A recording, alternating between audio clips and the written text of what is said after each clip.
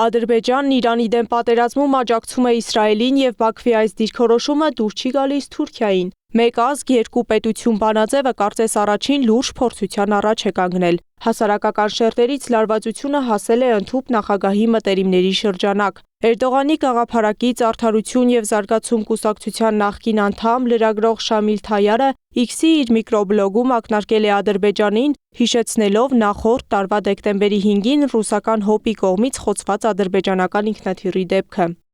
38 ուղևոր զոհվեց։ Ավելին, Պուտինը խոստովանեց, որ ինքնաթիռը խոցել է ռուսական ՀՕՊ-ը։ Ոչ ոք նրանց անպատիվ չանվանեց։ Մենք ձեր գլուխները կկտրենք, սպառնալիքներ հնչեցին։ Հիմա երբ Իրանն ասում է, որ մենք չենք արձակել հրթիռը, եւ միջադեպը դեռևս պարզաբանված չէ, ո՞րն է այս զայրույթի պատճառը։ Իսրայելն է։ Թուրքական կողմի մեղադրանքներն անարձագանք չեն մնացել Բաքվում։ Նոր Ադրբեջան կուսակցության վարչության անդամ, Միլի Մեջլիսի աշխատանքի եւ սոցիալական քաղաքականության հանձնաժողովի նախագահ Մուսա Գուլիևը Ադրբեջանի դեմ քարոզչական արշավ կազմակերպելու համար մեղադրել է Թուրքիայի նախագահ Էրդողանի փեսային, Բերատ Ալբայրաքին։ Բայց ինչպես այս լարումը սկսվեց։ Նախիջևանի վրա հարվածներից հետո Ալիևը անվտանգության խորհրդի նիստում սպառնալից հայտարարություններ արեց, առանց ապացույցների միանգամից մեղադրելով Իրանին պատվիրված ահաբեկչության եւ Ալիևի ձևակերպմամբ Ադրբեջանի դեմ կեղտոտ գործեր իրականացնելու համար։ Վերջին իրադարձություններից հետո ես գնացի նրանց դեսպանատուն, ցավակցություն հայտնեցի։ Սա չգնահատելն ու նսեմացնելը, ստոր եւ անշնորհակալ մարդկանց պես վարևելը ոչ մեկին պատիվ չի բերում։ Այս անպատիվ մարդիկ, նրանք ովքեր մեր դեմ այս ահաբեկչական գործողությունները կատարեցին, կզղջան դրա համար։ Ալիևի այս հայտարարությունը անարձագանք չմնաց Իրանին աջակցող Թուրքիայի հասարակական շրջանակում։ Բազմաթիվ գործիչների կողմից չեն դադարում շրջանառվել սկանդալային եւ կոշտ ակնարկներ ուղղված Ալիևին ու նրա վարած քաղաքականությանը։ Անհնար է հասկանալ Ալիևին։ Արդյոք նրա սերը սիոնիստական Իսրայելի նկատմամբ իսկապես այսքան ուժեղ է։ Ավելին ասել անգամ չես ուզում։ Հաշվի առնելով նրա դիրքորոշումն ու հայտարարությունները, մենք չենք կարող խղճալ նրան։ Ակնհայտ է, որ նա ստրուկ է դարձել։ Նա Նետանյահուին սիրում է նույնիսկ ավելի, քան սիոնիստները։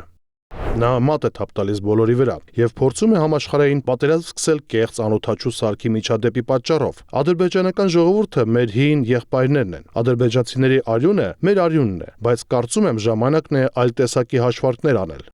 Ադրբեջանցիների արյունը մեր արյունն է։ Փաստաբանի առաջ քաշած այս հիմնավորումը առաջ է մղում մեկ ազգ երկու պետություն խոսույթը, բայց արդյոք 30 տարուց ավելի շրջանառվող այս կարգախոսը իրականության վրա է հիմնված։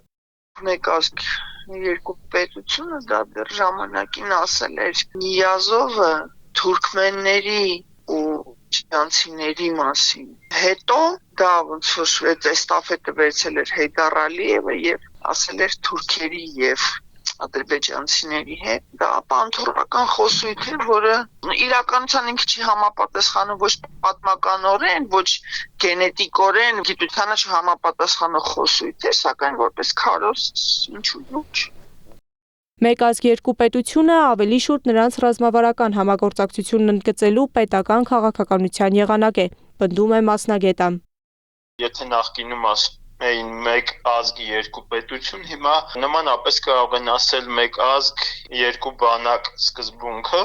որը նշանակում է, որ երկու պետությունների բանակները գործնականում, այսպես ասենք, ինտեգրված են մեկը մյուսին։ Նույն գաղափարախոսությունը կապ չունի հասարակական շրջանակի հետ։ Ժամանակ առ ժամանակ սրվող թուրք-ադրբեջանական հարաբերությունները ավելի խոր պատճառներ ունեն։ Սոցիալական մշակութային մակարդակում թուրքերն ու ադրբեջանցիները զգալիորեն տարբերվում են։ Տարբեր ծագումներ, տարբեր աշխարհայացք, տարբեր քաղաքականություններ, իսկ պետական պրոպագանդան փորձագետների պնդմամբ գիտի ինչ շերտերի վրա աշխատել եւ տալիս է ցանկալի արդյունքները։ Սեդա Գյուրեղյան, Նոնա Գևորգյան, ABC Media։